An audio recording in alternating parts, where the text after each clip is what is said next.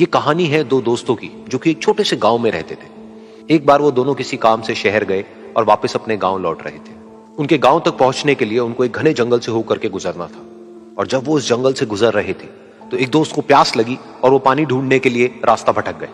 थोड़ी ही देर बाद शाम हो गई और रात होने ही वाली थी। तो उन दोनों की नजर एक गुफा पे पड़ी जो कि पेड़ों से घिरी हुई थी चारों तरफ से। तो उन्होंने सोचा कि यही जगह ठीक है रात बिताने के लिए। तो दोनों ने कुछ लकड़ियां इकट्ठी करी, उस गुफा के अंदर गए और आग जला करके वहां पे बैठ गए। रात का वक्त था, गुफा के अंदर आग जल रही थी, बाहर बिल्कुल अंधेरा था और कुछ जानवरों की आवाजें आ रही थी। तो उन दोनों में से जो एक दोस्त था वो अंदर ही अंदर डरने लगा, क्योंकि उसने भूत प्रेतों की बहुत कहानियां सुनी थी कि रात के वक्त जंगल में कुछ भयानक आत्माएं भटकती हैं और अगर उनको कोई ऐसा भटका हुआ आदमी मिल जाए तो उसको नहीं छोड़ती। तो जब उसने भूत प्रेतों की बात अपने दोस्त से करी तो उसके दोस्त ने हंसते हुए उससे पूछा, क्या कभी तूने किसी भूत को देखा है? तो उसने कहा, नहीं मैंने तो नहीं देखा, लेकिन मेरे कुछ जान पहचान के लोग हैं जिन्होंने देखा है। तो उसके दोस्त ने उसको समझाने की बहुत कोशिश करी कि यार ऐसी सुनी सुनाई बातों पर विश्वास नहीं करते हैं, अब तू सो जा और मुझे भी सोने दे, मुझे नींद आ रही है। और इतना कह करके उसका दोस्त वहीं पर लेट गया और थोड़ी देर में सो गया। लेकिन वो जो अंदर से डरा हुआ था वो लेट तो गया, लेकिन उसको नींद नहीं आ रही थी। उसको लग रहा था कि शायद यहां पर कहीं कोई है जो छुप करके कहीं से उसको देख रहा है।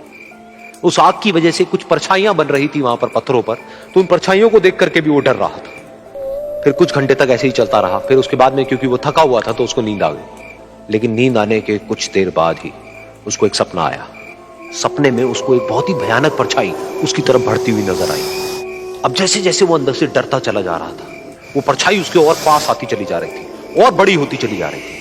और उस परछाई में एक हाथ उसको नजर आया जिसके बड़े बड़े नाखून थे, और वो हाथ उसकी तरफ बढ़ता चला गया और उसके गले तक पहुंचने ही वाला था कि तभी वो डर करके एकदम से उठा। फिर उसने अपने दोस्त की तरफ देखा जो कि सो रहा था, उसको पकड़ करके जोर से उठाया।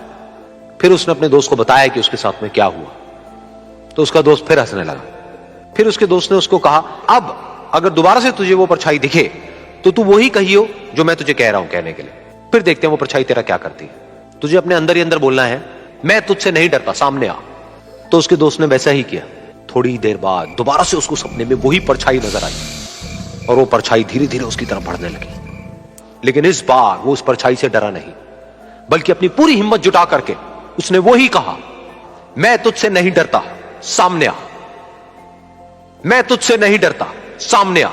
मैं तुझसे नहीं डरता, सामने आ।